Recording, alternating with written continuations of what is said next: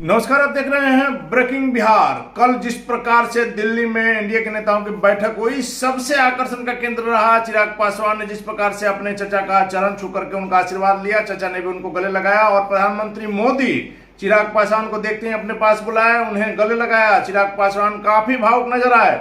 उन्होंने साफ तौर पर कहा कि प्रधानमंत्री मोदी ने जब पिताजी की तबीयत खराब थी, स्वर्गीय रामविलास पासवान की जब तबीयत खराब थी, तो उस समय जब कोई उनके साथ नहीं था, वैसे में भी लगातार प्रधानमंत्री मोदी उनसे बात करते थे, लगता था कि उनके साथ खड़े हैं। और उन्होंने एक बेटे को जिस प्रकार से पिता अपना स्नेह देता है, उस प्रकार से स्नेह दिया है। भले कुछ दिनों के लिए बाहर थे, लेकिन प्रधानमंत्री मोदी से उनका लगाव शुरू से रहा है और प्रधानमंत्री मोदी भी उन्हें इसी प्रकार से मानते हैं। साथ ही साथ एक और संभावना उपजी है कि जिस प्रकार से चचा भतीजा में तनातनी की खबरें आ रही थी, कल जिस प्रकार गर्मजोशी से न सिर्फ पशुपति कुमार पारस ने चिराग पासवान को गले लगाया, वैसे में जब चिराग पासवान से सवाल किया गया कि क्या कुछ अनबन कम होगी, तो चिराग ने सीधा संकेत दिया है कि हमारे परिवार में बड़े ही कुछ करते हैं। तो क्या पशुपति कुमार पारस की तरफ से अगर स्वीकृति मिलती है, ग्रीन सिग्नल मिलता है, हालांकि एनडीए के लिए उन्होंने साफ तौर पर कहा था कि चिराग पासवान अगर एनडीए में आते हैं तो उनका स्वागत है, लेकिन जिस प्रकार से चचा का भी स्वर नरम हुआ है और चिराग पासवान का भी स्वर नरम हुआ है एक दूसरे के प्रति, वैसे में यह अटकलें लगाई जा रही है कि प्रधानमंत्री मोदी अगर चाहें तो निश्चित तौर पर लोक जनशक्ति पार्टी चचा भतीजा फिर से एक हो सकते हैं। इन तमाम बातों को लेकर के जब प्रेस के साथियों ने चिराग पासवान से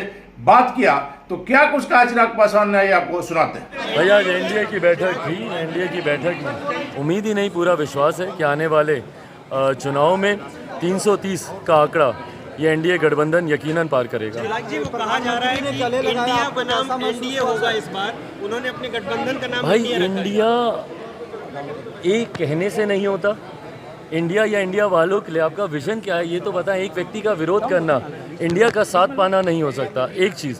दूसरा, हमारे देश का नाम है, ये सम्मान के साथ हम लोग लेते हैं। अपने देश के नाम को राजनीतिक लाभ के लिए इस्तेमाल करना मुझे नहीं लगता कि उचित है। चिराग जी, आपने प्रणाम किया प्रधानमंत्री जी को, आपने प्रधानमंत्री को प्रणाम किया, उन्होंने आपको गले लगाया। नहीं, बिल्कुल ये वही रिश्ता है मेरा मेरे प्रधानमंत्री जी से, जिसका जिक्र मैं करता रहा हूँ। कई बार मुझ पे तंज कसे जाते हैं कि आप अपने आप को हनुमान बोलते हैं, ये वो, पर ये वो रिश्ता है जो उन्होंने भी हमेशा निभाया। जब मेरे पिता अस्पताल में थे, मेरे साथ कोई नहीं था, तो प्रधानमंत्री जी मजबूती से खड़े रहे।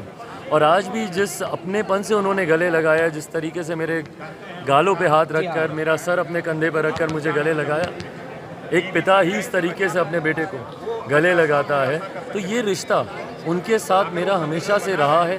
उन्होंने भी हमेशा निभाया, इस रिश्ते का सम्मान रखा, मैंने भी रखा। चिराग जी, आपकी वापसी हुई है एनडीए में, आपकी एनडीए में फिर से वापसी हुई। हालांकि आप वैचारिक रूप से हमेशा प्रधानमंत्री जी के साथ थे।